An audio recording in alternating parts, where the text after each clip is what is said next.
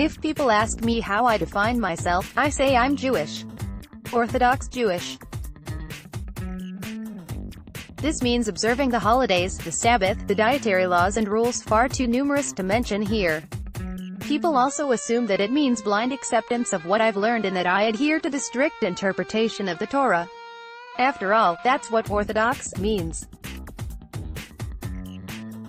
But this isn't true, at least, not in my case. It wasn't, and still isn't, the idea of evolution, or the age of the universe that gave me pause. A constant phrase we hear from Jewish commentators is that the Torah isn't a history book.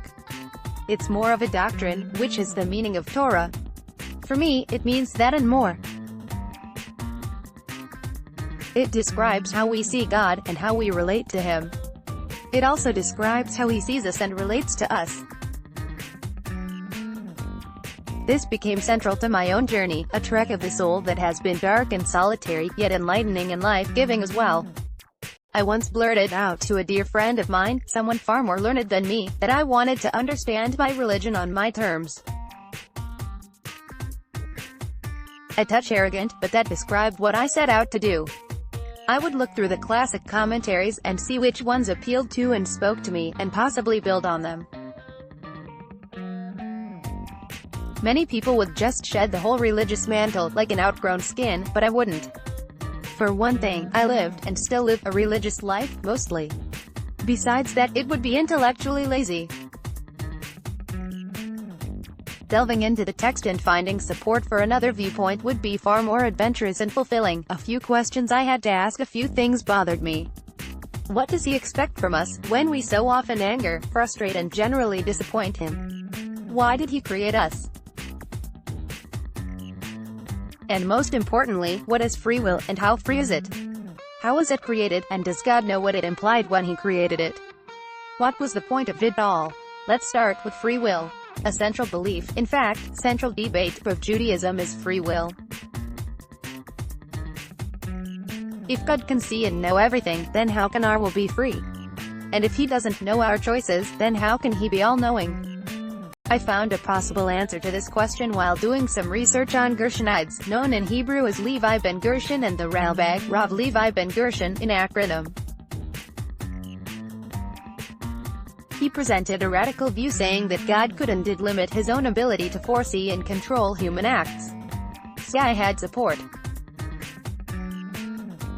But why were we created? What purpose did we serve, if God could control everything about us, except our own will?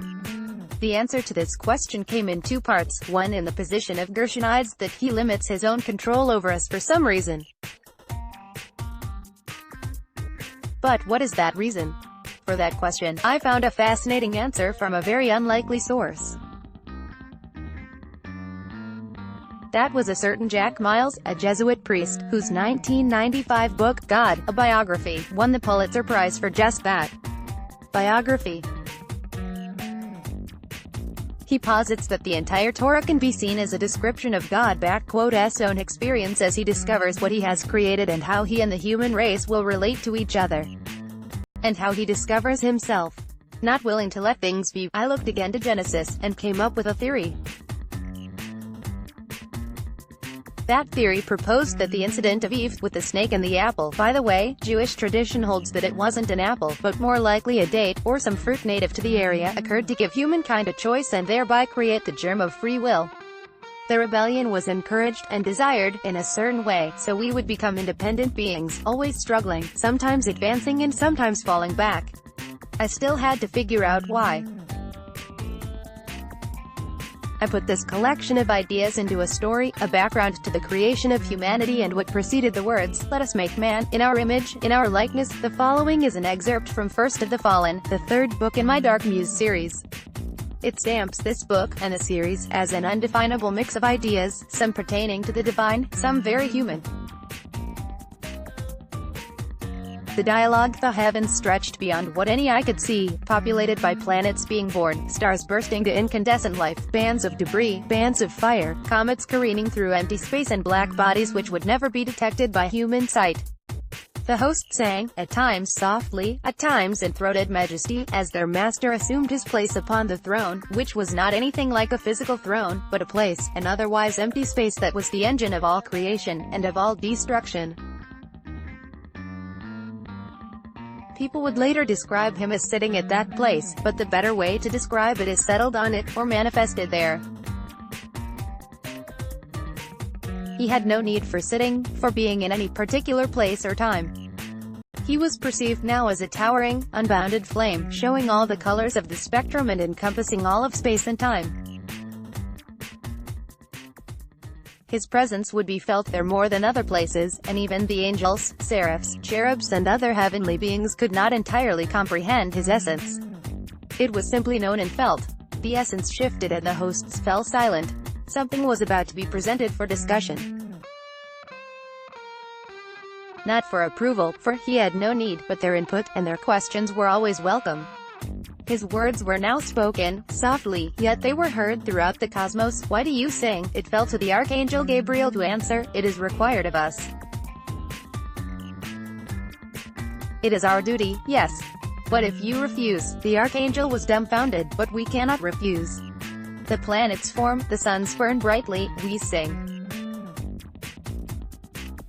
We do what the will requires of us. Why do you obey without question? Because your will is ours, it is exactly ours. We exist, we sing, we carry out your commands, because we can do naught else. We can consider nothing else. Again, if you could choose, would you continue to sing, to carry out my will? The Archangel was silent, as was the entire host of beings. We cannot comprehend not obeying, not carrying out your will. We may as well be asked not to exist, for we exist only through your word. Then I will create another being, one which is free to carry out that which is not my command. But how can that be? How can a creature of the Lord of hosts not carry out his will? It will be given its own will, and it will be free of mine own will. But Master, you see all that was, all that is, and all that will be. How can its will be free of your own? I will choose not to gaze upon its choice. I will present choices, create circumstances, and the choice will be its own, and not my will, but our Master. Why do you require this being? What purpose will it serve? For it to benefit from the universe which I have created, as I have created it all for him. And to know if I may be obeyed from love, from a choice.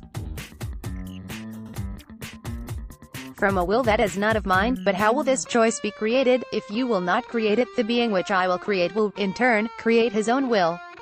He will be given a choice, a command to obey me.